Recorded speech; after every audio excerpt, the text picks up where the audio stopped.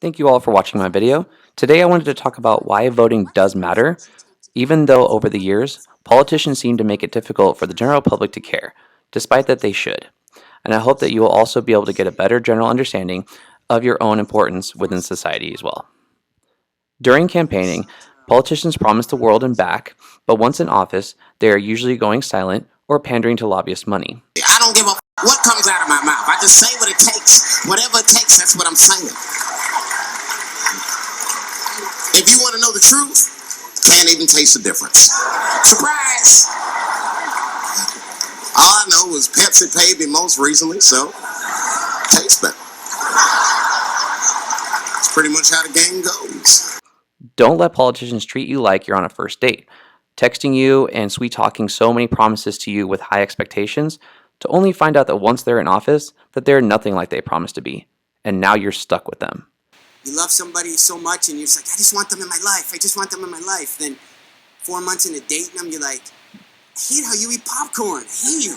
Hold them accountable to their promises as they represent you. When they're on their campaigns, there usually is a lot of scare tactics, lies, and slandering of the opponent going on to make themselves look better and to appeal to the lowest common denominator. Undecided voters are the biggest idiots on the planet. Try giving short, simple answers. Sir, your question, please. Mrs. Griffin, what do you plan to do about crime in our city? A lot.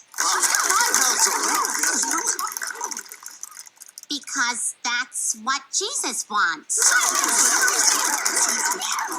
9/11 was bad. I agree with that. Don't forget that they get paid to find a better job while still retaining their current job and their current pay. And then the whole way the whole thing works, man. You ever really look at the system? You know, I mean, look, I'm not a conspiracy theorist, but you look at what goes on. These guys are senators, right? Barack was a senator, McCain was a senator, Hillary was a senator, and all of them ran for office full time for over 2 years. We elected them to go work in the Senate. They're picking up a check, they have office space, but nobody showed up at work for 2 years because they were looking for another job in basically the same business. Does anybody else find this offensive? During the government shutdowns, there were members that were paid to not work and are guaranteed to still collect their salary regardless of how long one shutdown would last. No other job has anything like that. Founding fathers John Adams and George Washington have even stated that dividing politics into two parties would destroy the country. And from the looks of politics today, they unfortunately are proving themselves right. I don't enjoy being half wrong all the time, so I personally don't strongly side with either main party. Going on the idea of solely believing your party always being right about every situation is like saying that you are only living in a yes or no world, never understanding the opposition's perspective, and always having to say whatever your side's answer would be, no matter what the situation would be.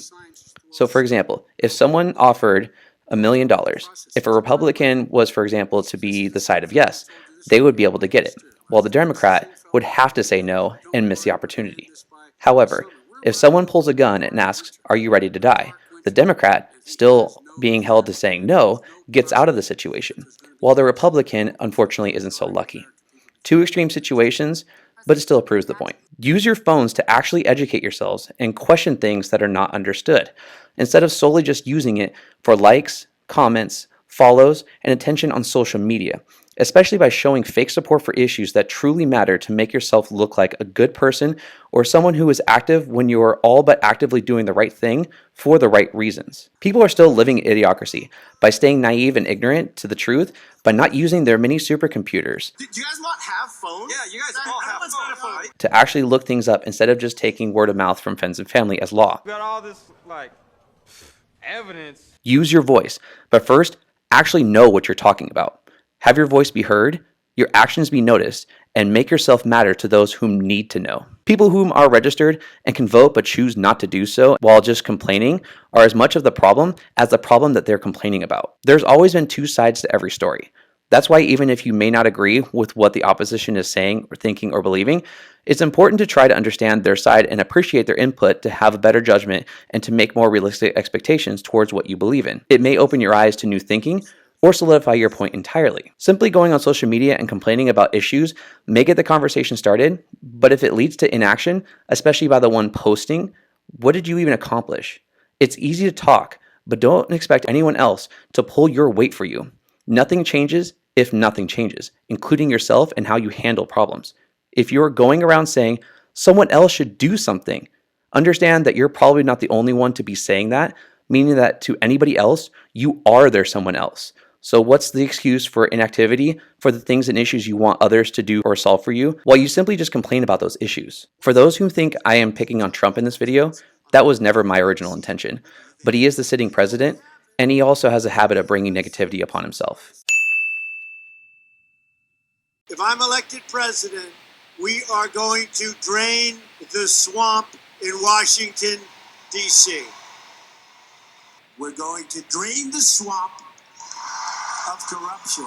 Funny how that term caught on, isn't it? I tell everyone, I hated it. Somebody said, drain the swamp. I said, oh, that's so hokey. That is so terrible. I said, all right, I'll try it.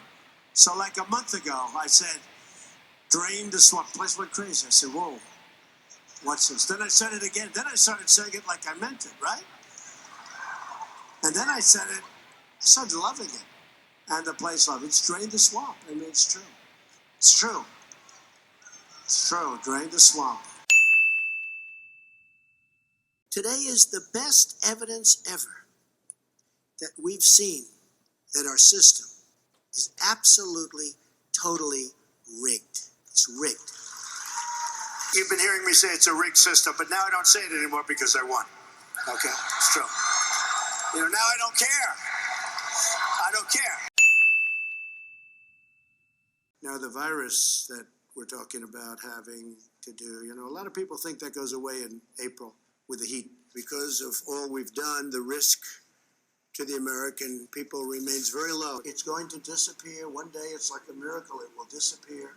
And from our shores, it could get worse before it gets better. It could maybe go away. We'll see what happens. Nobody really knows. The fact is, the greatest experts I've spoken to them all, nobody really knows. Now the Democrats are politicizing the coronavirus. This is their new hoax. If, we have thousands or hundreds of thousands of people that get better just by, sitting around and even going to work. Some of them go to work, but they get better. So we have the best testing in the world.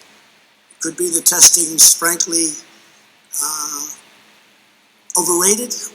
We have more cases than anybody in the world. But why? Because we do more testing. When you test, you have a case. When you test, you find something is wrong with people. If we didn't do any testing, we would have very few cases. They don't want to write that. It's common sense.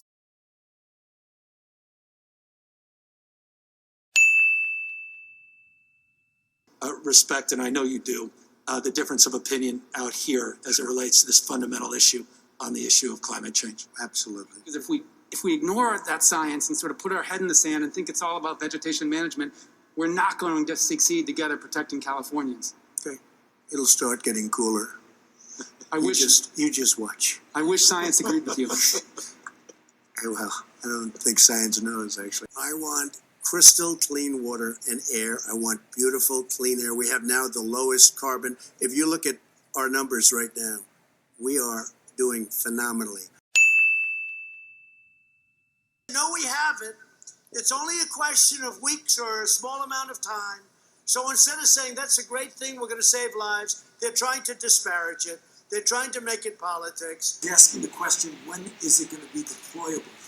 And that is going to be at the earliest a year to a year and a half, no matter how fast you go. I think that's right. As you said, treatment's going to be available before the next. Well, I think treatment in many ways might be more exciting. Moderna's CEO says his company's coronavirus vaccine will not be ready for widespread public distribution until next spring. It's just awfully good that someone with the temperament of Donald Trump is not in charge of the law in our country. Yeah, because you'd be in jail. Secretary Clinton. Because I heard my opponent had scheduled Michigan unexpectedly. It was like all of a sudden with President Obama and Michelle and Bill and Hillary, and they were going to Michigan. No, Tucker. No, forget it. That plays great before the election. No, we don't care, right? I see the disinfectant where it knocks it out in a minute, 1 minute. And is there a way we can do something like that by injection inside or almost a cleaning? By the way, maybe you could inject some bleach in your arm, and that would take care of it. This is the same man. That was said sarcastically, That was and you know that. That was said sarcastically. And so here's the deal. But are you willing tonight to condemn white supremacists and militia groups and to say that they need to stand down and not add to the violence in a number of these cities, as we saw in Kenosha and as we've seen in Portland? Sure, are you I'm willing prepared to to do specifically that, but do it? Well, I go would ahead, say sir. I would say almost everything I see is from the left wing, not from the right wing. So what are you saying? I'm willing to do anything. I want to see Well, peace. then do it, sir. Say it. Do it. Say it. You want to call him? What do you want to call him? Give me a name. Give me a White name. supremacists and Who would right you like me to condemn? white supremacists and right Proud militia. Boys, stand back and stand by. I think the police do an incredible job. And I think you do have some bad apples. I think you'd agree. Every once in a while, you'll see something. And you do have the other situation, too, where they're under this tremendous pressure and they don't handle it well. They call it choking, and it happens. And no, but I don't believe that at all. I think I've met so many police. I have the endorsement of, like, so many, maybe everybody.